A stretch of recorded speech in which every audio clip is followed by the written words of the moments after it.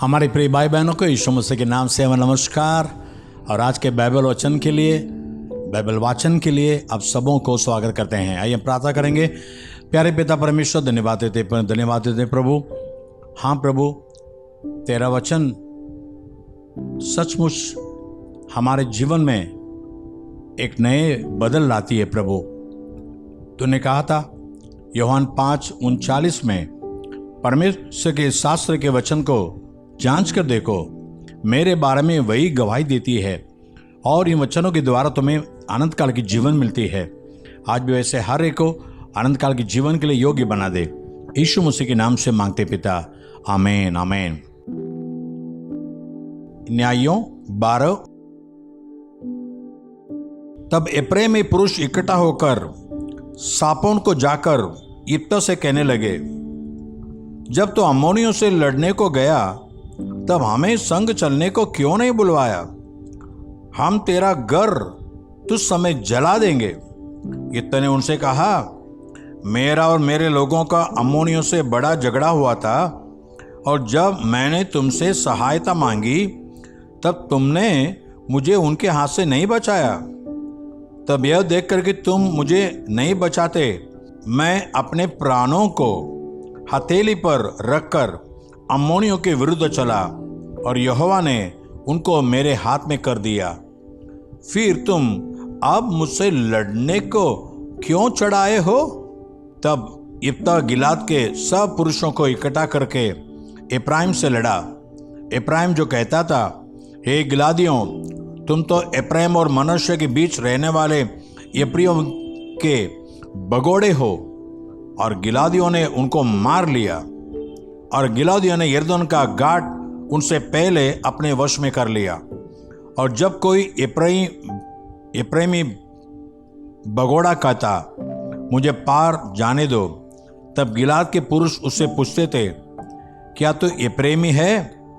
और यदि वह कहता नहीं, तो वे उससे कहते, अच्छा शिबोलेत कह। और वह कहता सिबोलेत, क्योंकि वह इसका ठीक से उच्चारण नहीं कर पाता था। तब वे उसको पकड़कर यरदन के घाट पर मार डालते थे। इस प्रकार उस समय 42,000 एप्रैमी मारे गए। यिप्तह 6 वर्ष तक इस्राएल का न्याय करता रहा। तब यिप्तह गिलादी मर गया, और उसको गिलाद के किसी नगर में मिट्टी दी गई। उसके बाद बेतलेहम का निवासी इब्सान इस्राएल का न्याय करने लगा। उसके 30 बेटे हुए, और उसने अपनी 30 बेटियों को बाहर विवाह कर दिया, और बाहर से अपने बेटों का विवाह करके 30 बहू ले आया। वह इस्राएल का न्याय 7 वर्ष तक करता रहा। तब इब्सान मर गया, और उसको बेतलेहम में मिट्टी दी गई। उसके बाद जबूलूनी एलोन इस्राएल का न्याय करने लगा, और वह इस्राएल का न्याय 10 वर्ष तक करता रहा। तब एलान जबूलूनी मर गया, और उसको जबूलून के देश के अयालोन में मिट्टी दी गई। उसके बाद पिरातोनी हिल्लेल का पुत्र अब्दोन इस्राएल का न्याय करने लगा, और उसके 40 बेटे और 30 पोते हुए, जो गदहियों के 70 बच्चों पर सवार हुआ करते थे। वह 8 वर्ष तक इस्राएल का न्याय करता रहा। तब पिरातोनी हिल्लेल का पुत्र अब्दोन मर गया, और उसको एप्रैम के देश के पिरातोन में, जो अमोलियों के पहाड़ी देश में है, मिट्टी दी गई। न्यायों 13 अध्याय पढ़ेंगे। इस्राएलियों ने फिर यहोवा की दृष्टि में बुरा किया, इसलिए यहोवा ने उनको पलिश्तियों के वश में 40 वर्ष के लिए रखा। दानियों के कुल का सोरावासी मानो नामक एक पुरुष था, जिसकी पत्नी के बांझ होने के कारण कोई पुत्र न था। इस स्त्री को यहोवा के दूत ने दर्शन देकर कहा, सुन, बांझ होने के कारण तेरे बच्चा नहीं, परंतु अब तो गर्भवती होगी और तेरा बेटा होगा। इसलिए अब सावधान रह कि न तो तू दाख मधु या और किसी बांदी की मदिरा पिए, और न कोई अशुद्ध वस्तु खाए, क्योंकि तू गर्भवती होगी और तेरे एक बेटा उत्पन्न होगा और उसके सिर पर चुरा न फिरे, क्योंकि वह जन्म ही से परमेश्वर का नाज़ीर रहेगा। इस्राएलियों को पलिश्तियों के हाथ से छुड़ाने में वही हाथ लगाएगा। उस स्त्री ने अपने पति के पास जाकर कहा, परमेश्वर का एक जन मेरे पास आया था, जिसका रूप परमेश्वर के दूत का सा अति भययोग्य था, और मैंने उससे न पूछा कि तू कहाँ का है, और न उसने मुझे अपना नाम बताया। पर तो उसने मुझसे कहा, सुन, तू गर्भवती होगी और तेरा एक बेटा होगा, इसलिए अब न तो दाखमधु या और किसी बांदी की मदिरा पीना और न कोई अशुद्ध वस्तु खाना, क्योंकि वह लड़का जन्म से मरण के दिन तक परमेश्वर का नाज़ीर रहेगा। तब मानव ने यहोवा से यह विनती की, हे प्रभु, विनती सुन, परमेश्वर का वह जन जिसे तूने भेजा था फिर हमारे पास आए और हमें सिखलाए कि जो बालक उत्पन्न होने वाला है उससे हम क्या क्या करें। मानो कि यह बात परमेश्वर ने सुन ली, इसलिए जब वह स्त्री मैदान में बैठी थी और उसका पति मानो उसके संग न था, तब परमेश्वर का वही दूत उसके पास आया। तब उस स्त्री ने झट दौड़कर अपने पति को यह समाचार दिया, जो पुरुष उस दिन मेरे पास आया था उसी ने मुझे दर्शन दिया है। यह सुनते ही मानव उठकर अपनी पत्नी के पीछे चला और उस पुरुष के पास जाकर पूछा, क्या तो वही पुरुष है जिसने इस स्त्री से बातें की थी? उसने कहा, मैं वही हूँ। मानव ने कहा, जब तेरे वचन पूरे हो जाए तो उस बालक का कैसा ढंग और उसका क्या काम होगा। यहोवा के दूत ने मानव से कहा, जितनी वस्तुओं की चर्चा मैंने इस स्त्री से की थी उन सब से यह परे रहे। यह कोई वस्तु जो दाखलता से उत्पन्न होती है न खाए, और न दाख मधु या और किसी बांदी की मदिरा पिए, और न कोई अशुद्ध वस्तु खाए। जो आज्ञा मैंने इसको दी थी उसी को यह माने। मानव ने यहोवा के दूत से कहा, हम तुझको रोक ले कि तेरे लिए बकरी का एक बच्चा पका कर तैयार करे। यहोवा के दूत ने मानव से कहा, चाहे तो मुझे रोक रखे, पर तो मैं तेरे भोजन में से कुछ न खाऊंगा। यदि तू होम बलि करना चाहे तो यहोवा ही के लिए कर। मानव तो न जानता था कि यहोवा का दूत है। मानव ने यहोवा के दूत से कहा, अपना नाम बता, इसलिए कि जब तेरी बातें पूरी हो तब हम तेरा आदर मान कर सके। यहोवा के दूत ने उससे कहा, मेरा नाम तो अद्भुत है, इसलिए तू उसे क्यों पूछता है। तब मानव ने अन्न बलि समेत बकरी का एक बच्चा लेकर चट्टान पर यहोवा के लिए चढ़ाया। तब उस दूत ने मानव और उसकी पत्नी के देखते एक अद्भुत काम किया, अर्थात जब लौ उस वेदी पर से आकाश की ओर उठ रही थी, तब यहोवा का दूत उस वेदी की लौ में होकर मानव और उसकी पत्नी के देखते देखते चढ़ गया। तब वे भूमि पर मुंह के बल गिरे, पर तो यहोवा के दूत ने मानव और उसकी पत्नी को फिर कभी दर्शन न दिया। तब मानव ने जान लिया कि वह यहोवा का दूत था। तब मानव ने अपनी पत्नी से कहा, हम निश्चय मर जाएंगे, क्योंकि हमने परमेश्वर का दर्शन पाया है। उसकी पत्नी ने उससे कहा, यदि यहोवा हमें मार डालना चाहता तो हमारे हाथ से होम बलि और अन्न बलि ग्रहण न करता, और न वह ऐसी सब बातें हमको दिखाता, और न वह इस समय हमें ऐसी बातें सुनाता। और उस स्त्री के एक बेटा उत्पन्न हुआ, और उसने उसका नाम शिमशोन रखा। और वह बालक बढ़ता गया, और यहोवा उसको आशीष देता रहा। और यहोवा का आत्मा सोरा और एस्ताएल के बीच महनेदान में उसको उबारने लगा। दूसरा कुरिन्थियों 7वां अध्याय। अतः ये प्रियो, जबकि ये प्रतिज्ञा हमें मिली है, तो आओ हम अपने आप को शरीर और आत्मा की सब मलिनता से शुद्ध करें और परमेश्वर का भय रखते हुए पवित्रता को सिद्ध करें। हमें अपने हृदय में जगह दो। हमने न किसी के साथ अन्याय किया, न किसी को बिगाड़ा और न किसी को डगा। मैं तुम्हें दोषी ठहराने के लिए यह नहीं कहता, क्योंकि मैं पहले ही कह चुका हूं कि तुम हमारे हृदय में ऐसे बस गए हो कि हम तुम्हारे साथ मरने जीने के लिए तैयार है।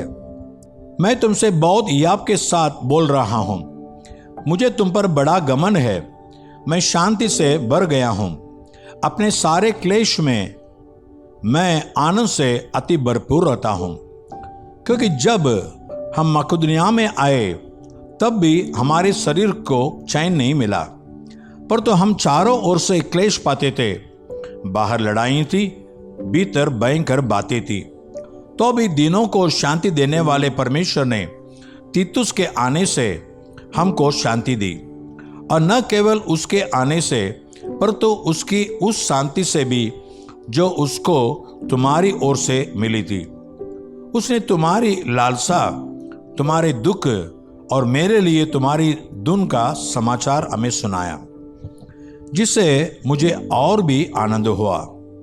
क्योंकि यद्यपि मैंने अपनी पत्री से तुम्हें शोकित किया, परंतु उससे पछताता नहीं जैसा कि पहले पछताता था। क्योंकि मैं देखता हूं कि उस पत्री से तुम्हें शोक तो हुआ, पर तो वो थोड़ी देर के लिए था। अब मैं आनंदित हूं, पर इसलिए नहीं कि तुमको शोक पहुंचा, वरन इसलिए कि तुमने उस शोक के कारण मन फिराया। क्योंकि तुम्हारा शोक परमेश्वर की इच्छा के अनुसार था कि हमारी ओर से तुम्हें किसी बात में हानि न पहुंचे।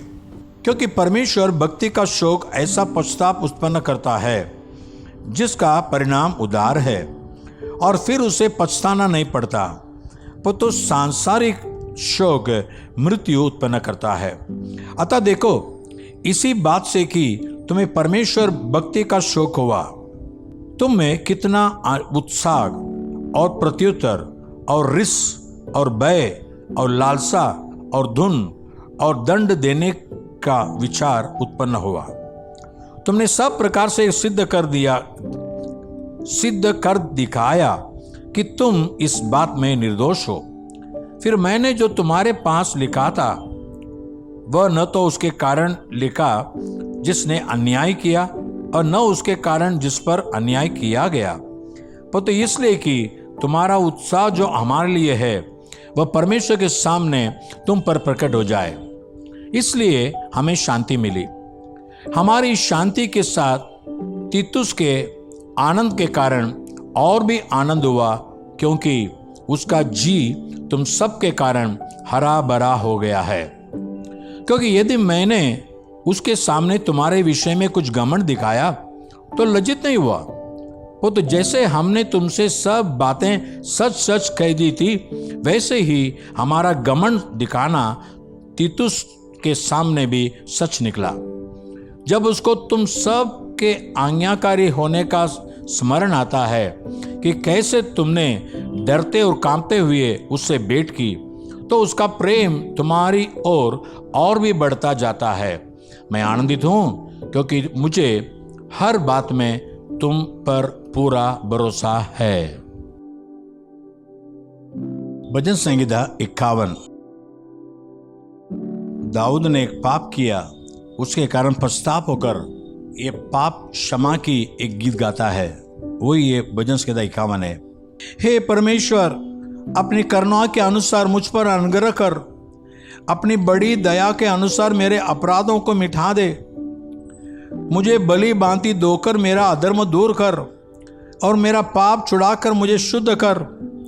मैं तो अपने अपराधों को जानता हूँ और मेरा पाप निरंतर मेरी दृष्टि में रहता है। मैंने केवल तेरे ही विरुद्ध पाप किया और जो तेरी दृष्टि में बुरा है वही किया है, ताकि तू बोलने में धर्मी और न्याय करने में निष्कलंक ठहरे। देख, मैं अधर्म के साथ उत्पन्न हुआ और पाप के साथ अपनी माता के गर्भ में पड़ा। देख, तू हृदय की सच्चाई से प्रसन्न होता है और मेरे मनी में ज्ञान सिखाएगा। जिह्वा से मुझे शुद्ध कर तो मैं पवित्र हो जाऊंगा। मुझे दो और मैं हिम से भी अधिक श्वेत बनूंगा।